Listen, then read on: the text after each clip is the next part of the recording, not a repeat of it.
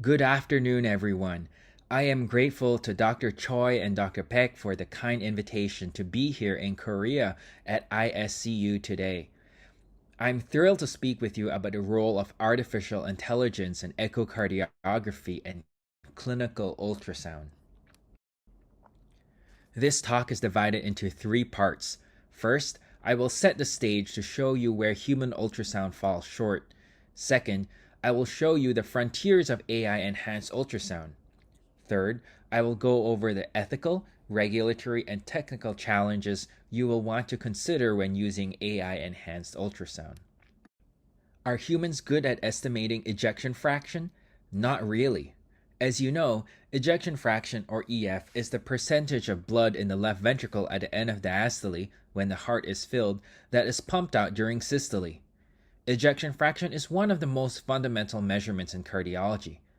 EF determines whether a patient with heart failure is eligible for certain guideline-directed medical therapies, such as mineralocorticoid receptor antagonists, and whether they should be given an implantable cardioverter defibrillator, or ICD, to prevent sudden cardiac death.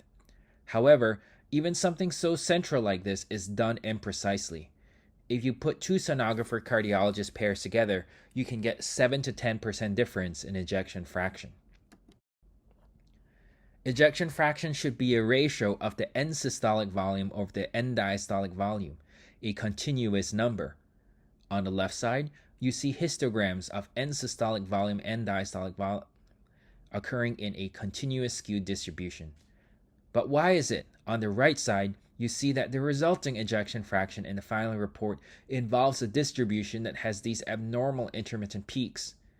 Humans tend to estimate ejection fraction in percent blocks of 5.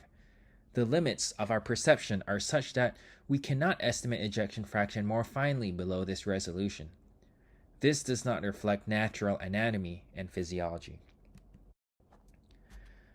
Even when we use measurements to calculate ejection fraction to greater precision, as humans, it is up to us to decide which frame is the LV smallest for end systolic volume and which frame is the LV largest for end diastolic volume. In the left panel, you see the percent change in ejection fraction on the y-axis plotted against the number of frames off from the true end systolic volume. Even choosing 1 or 2 frames off from the true ESV or true EDV causes a significant change in the estimated EF by 10 or 20%. That's concerning, because that degree of variation is enough to lead to different treatment options. The tracing of the LV area also depends on accurate selection of the LV height, which is supposed to be at the level of the mitral valve annulus. In the right panel, you see the percent change in the ejection fraction on the y-axis plotted against the percent decrease in LV axis length from the mitral annulus. Moreover, National Society guidelines recommend averaging measurements from 5 consecutive beats.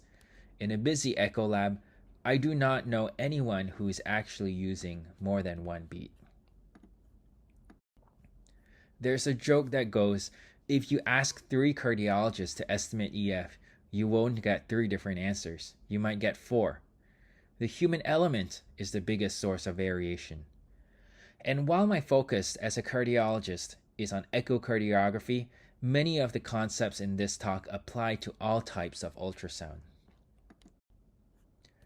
Ultrasound is frequently the first-line imaging modality in many settings. However, ultrasound imaging is often limited by operator dependency, image quality, mismatch between volume of images and reader availability, and inter-observer variability. Obtaining and interpreting ultrasound images requires training and a workforce that may not be available in low-resource communities, and even amongst experienced sonographers and physicians, there can be significant variability in measurements and quantification of parameters. To address the aforementioned challenges, AI, which has revolutionized multiple domains of patient care, is being increasingly applied at different stages of ultrasound practice. Ultrasound is rich with information, including information that is beyond human perception. There is an opportunity to improve precision in diagnosis by harnessing subclinical information. Multiple studies have demonstrated that AI algorithms are able to match expert performance in key ultrasound assessments. Ultrasound thus stands to benefit enormously from AI's ability to enhance efficiency and consistency. AI can do human tasks faster, do human tasks more precisely, and do tasks that humans cannot do. AI began as a field half a century ago. Over the past 4 years, AI has surged from research demos to public consciousness thanks to several breakthroughs. Attention-based transformer architectures, large language models, diffusion models, and availability of open source frameworks, to name a few. Now AI is ubiquitous in your daily life, writing emails, drafting code, creating art, and powering voice assistants. These advancements have laid the technical and infrastructural foundation for the next wave of domain-specific deployments like AI-augmented ultrasound, where the same scalable models will learn medical imaging patterns at unprecedented scale and efficiency. The majority of practicing clinicians have not received formalized training on how to best evaluate, identify, or utilize AI-enabled tools. In a recent national survey by the American Medical Association, 32% of physicians were certain that they use clinical AI-enabled tools in their practice, 26% were certain that they did not use any such tools in their practice, and 41% of physicians were not entirely sure or unsure whether they use clinical AI-enabled tools in their practice. That's a lot. Up to 80% of physicians indicated that they wanted clear information about key characteristics and features regarding the design, development, and deployment of AI tools, whereas 74% of physicians indicated that they would find it useful to have use examples that provide real-world scenarios to illustrate AI's purpose, capabilities, and limitations. That is the motivation for today's talk. It is important to avoid conflation of terms. Digital medicine refers to a broad range of technologies used to facilitate tasks in medicine. Artificial intelligence refers to the use of computer systems to simulate human intelligence processes such as learning, reasoning, and self-correction, which allows computer systems to mimic cognitive functions such as natural language processing, clinical pattern recognition, and clinical decision making. Not all digital tools are AI tools, but all AI tools are a subset of digital tools. Machine learning is a subset of AI that involves the development of algorithms that enable computer systems to learn from and make predictions or decisions based on data without being explicitly programmed for each task. Not all AI tools are ML tools, but all ML tools are a subset of AI tools. Deep learning is a subset of ML that uses neural networks with many layers, hence the term deep, to discover representations and patterns in data without relying on human domain expertise. Natural language processing is a domain of AI which employs ML techniques, including deep learning, to enable machines to understand, interpret, and generate language for tasks such as text analysis, sentiment analysis, speech recognition, and question answering. Large language models are deep learning-based models with self-attention mechanisms trained on massive datasets that can understand context and semantics of human language, can generalize across multiple tasks, unlike traditional NLP models. Now that we have a foundation and vocabulary to talk about AI tools and an understanding of why they are needed, let's move on to part 2. What can it do? Within echocardiography, there are 5 domains where AI has advanced care. In each, I will give you 1 to 2 representative examples. The first major use case of AI in echocardiography is guiding operators in acquiring images in real time. Non-sonographers and novice sonographers may struggle with acquiring adequate images, and even experienced sonographers may experience difficulty in challenging cases related to body habitus. Narang and colleagues showed that the live ultrasound feed can be routed through a deep learning algorithm to provide the operator with prescriptive feedback, such as move the probe right or rotate counterclockwise. They tested this tool by having 8 nurses with no prior sonography experience perform limited echocardiograms with real-time guidance on hand motions. The nurses were able to acquire images that were of adequate diagnostic quality for assessment of left ventricular size and function, as well as the presence or absence of pericardial effusion in 98.8% of cases, and of right ventricular size in 92.5% of cases. Pretty impressive.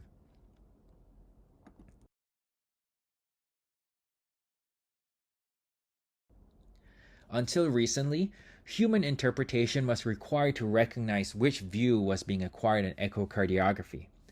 Madani and colleagues developed a convolutional neural network-based algorithm, or CNN-based algorithm, to classify images into one of 15 standard TTE views, with the ability to categorize both still images and video loops.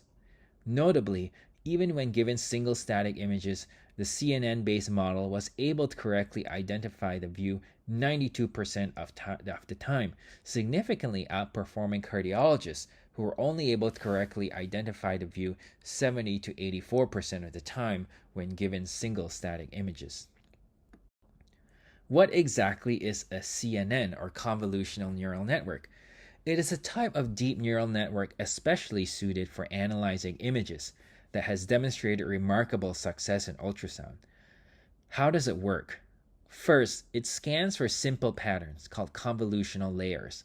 The CNN applies many small windows or filters that slide across each ultrasound frame, looking for very basic patterns, lines, corners, dark versus bright patches, trying to detect the crisp switch from myocardium to blood pool or the curved outline of the left ventricle.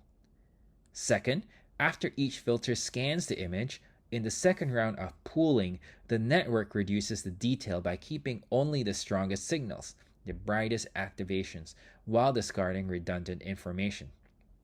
Each layer detects edges and simple textures. Middle layers combine those into shapes such as papillary muscles or valve leaflets. Deeper layers recognize full structures or motion patterns. It progresses from spot the border to identify the chamber outline to recognize a wall motion abnormality. In the fully connected layer, the network flattens all the learned features and runs them through a set of decision neurons that weigh each feature to arrive at a final answer, such as this is an apical 4-chamber view, or ejection fraction is below 40%. Then, in training by correction, or backpropagation, the network makes a guess and compares it to the known answer. It then adjusts each filter and weights slightly to reduce the error next time. Importantly, you don't need to tune each filter by hand. Instead, you present the network with label examples, which are echo studies with known diagnoses, and the CNN figures out the optimal filters and decision rules. After image acquisition, AI can assist with automated calculations and measurements, including EF, chamber size, and ventricular function. Ouyang and colleagues developed the first video-based deep learning algorithm, EchoNet Dynamic, that surpassed human annotators in segmenting the left ventricle and estimating ejection fraction. EchoNet Dynamic performs semantic segmentation of the left ventricle on each frame on an apical 4-chamber video clip. It was able to accurately segment the left ventricle with a dissimilarity coefficient of 0.92, as shown on the left panel. Moreover, it was able to predict ejection fraction with a mean absolute error of 4.1% and reliably classify heart failure with reduced ejection fraction with an area under the curve of 0.97, as shown in the middle panel. In an external health system, EchoNet Dynamic was able to maintain robust performance with a mean absolute error of 6%. These investigators showed that not only is fully automated EF assessment possible, but also if you look at the right panel, the variance of beat to beat EF measurements in the dark blue was comparable, if not lower, in the automated technique compared to that of experienced cardiologists in the light blue. Remember, at the start of the talk, I mentioned the official guideline recommendation to sample 5 beats for estimating EF instead of 1. With AI, the entire video can be sampled, and it takes less than a second. This is important as determination of EF impacts a wide range of downstream clinical decisions, including implementation of GDMT in heart failure, candidacy for secondary prevention with a defibrillator, and even eligibility for clinical trials. Taking a step further, He and colleagues evaluated automated EF quantification in a blinded randomized controlled trial. EchoNet RCT was an RCT of AI versus sonographer quantification of EF prior to cardiologist review, whose primary endpoint was the change in the left ventricular ejection fraction between initial AI or sonographer assessment and final cardiologist assessment, defined as the proportion of studies with a more than 5% correction in ejection fraction. Notably, the proportion of studies whose final EF was substantially changed by the reading cardiologist was 16.8% in the AI group and 27.2% in the sonographer group, suggesting better accuracy following automated EF assessment. Remarkably, the reading cardiologists were unable to distinguish between the EF quantification that was made by AI versus those made by sonographers, with a blinding index of 0.088. Being able to use deep learning algorithms for first pass measurements in tracing the LV borders and computing EF will allow sonographers and physicians to focus on reviewing images and addressing complex findings rather than spending time on manual tracing. Significant progress has also been made in applying AI to valvular heart disease, including quantification of individual valvular disease severity parameters, classification of valvular disease severity, and anticipation of future valvular disease by detecting subclinical disease on echocardiography. In aortic disease echocardiography, Krishna and colleagues had previously shown that a neural network can measure key determinants of aortic stenosis severity, such as mean pressure gradient, peak velocity, and aortic valve area, without human input. Impressively, Holst and colleagues took this further and demonstrated that it was possible to predict the absence or presence of severe AS using a deep learning model of single parasternal long axis videos without requiring any Doppler input. It should be noted that the model was able to achieve accurate classification of aortic stenosis severity without calculating or measuring conventional guideline-based parameters of AS severity, such as mean pressure gradient, peak velocity, or aortic valve area. The implications of this development are that imaging databases in a community could be screened for potentially misdiagnosis of severe AS or prospectively guide the need for aortic valve evaluation in limited studies that were obtained for alternative indications without the explicit presence of a cardiologist. AI has shown the potential to predict progression of valvular heart disease by capitalizing on specific clues in echocardiography. This is made possible by the use of high-volume data that exceeds human capacity for measurements at scale, or complex data that exceeds the ability of known human parameters to accurately capture. Oikonomou and colleagues recently demonstrated that a deep learning approach applied to standard 2D echocardiography images without Doppler is able to derive a digital AS severity index, DASSI, with excellent discrimination for progression to severe AS. The plot on the left shows that the observed mean progression rates for peak aortic severity, peak aortic velocity, AVV max, across DAS index subgroups stratified by baseline severity of AS. The right plot shows the lowest regression curve with a 95% confidence band showing the association between baseline DAS index and the annual rate of change in aortic valve Vmax of around 0.03 meters per second per year per 0.1 DAS index increments. This shows that beyond expert domain classification tasks, AI can be used to predict progression to severe valve disease using parameters not readily available to the human eye. In addition, the freedom from reliance of Doppler-based echocardiography means that DAS index can be applied to echocardiographic videos obtained at the point of care by individuals with minimal to no specialized training, potentially expanding access to valvular disease screening in low-resource settings. Beyond automation of measurements, AI has shown the ability to interpret echocardiographic patterns and assist in diagnosing specific cardiac diseases, including cardiomyopathies and related conditions. AI has been applied successfully to assist in detecting cardiac amyloidosis, which can be difficult to recognize early on echocardiography.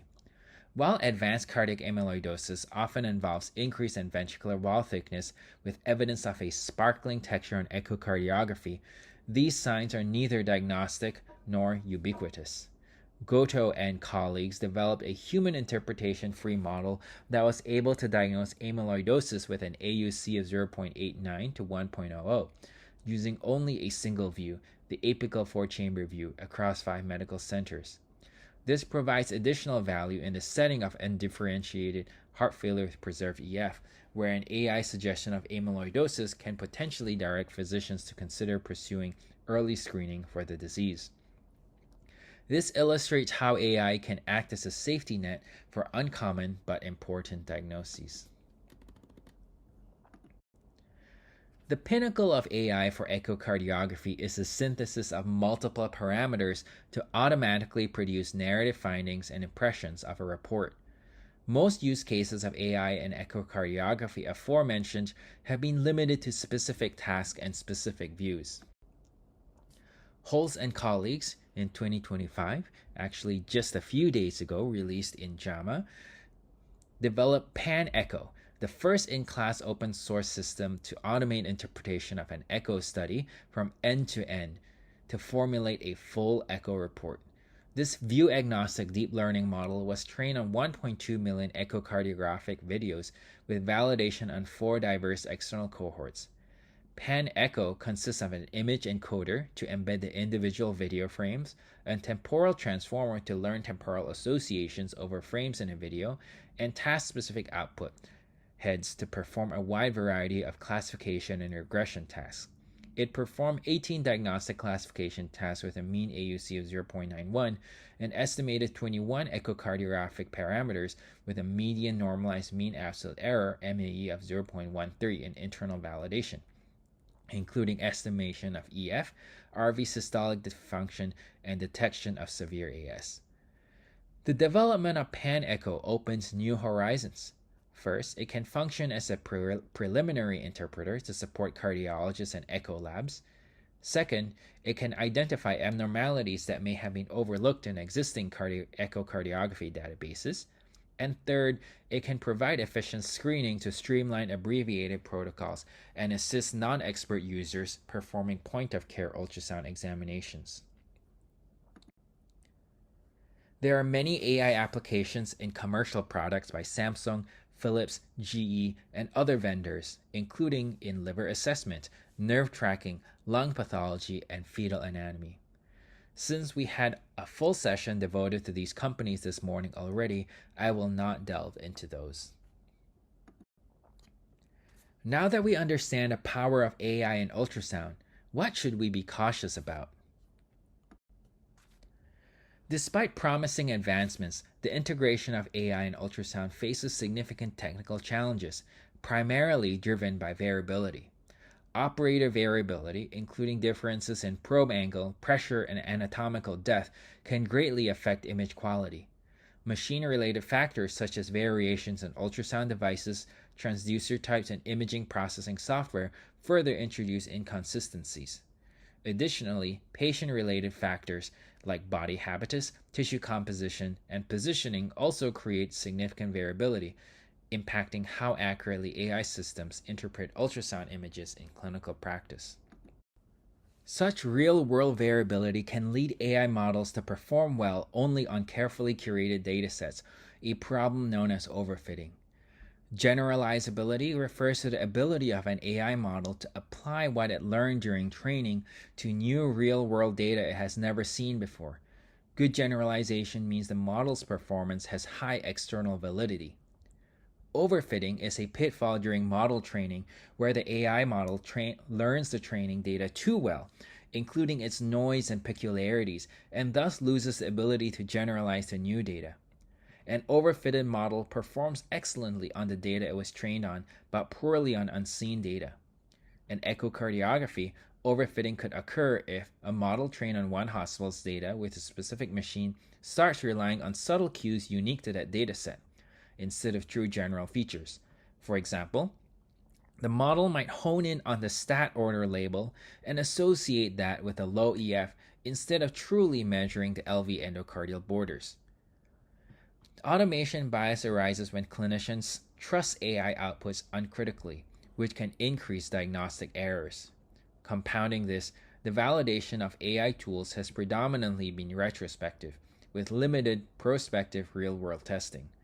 This highlights the need for rigorous validation and caution in adopting AI driven solutions in clinical practice.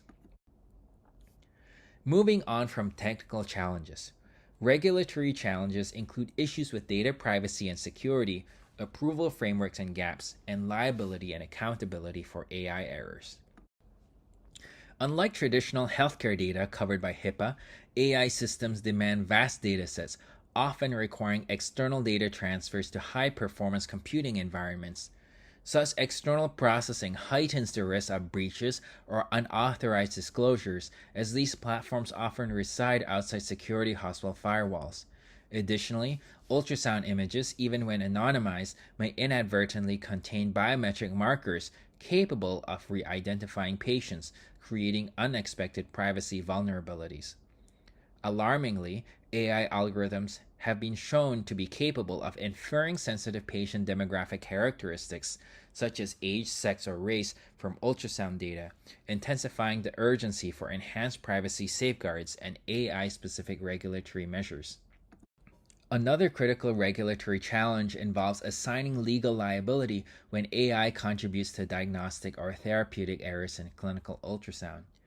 Traditional liability frameworks typically hold clinicians accountable for ensuring adherence to standards of care, even when relying on AI generated recommendations.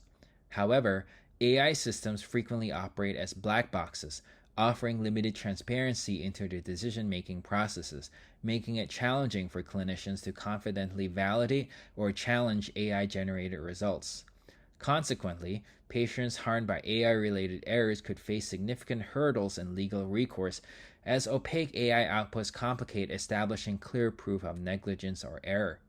Addressing these challenges, scholars propose various solutions, including dedicated AI liability frameworks, mandatory insurance for AI based products, or even independent compensation funds.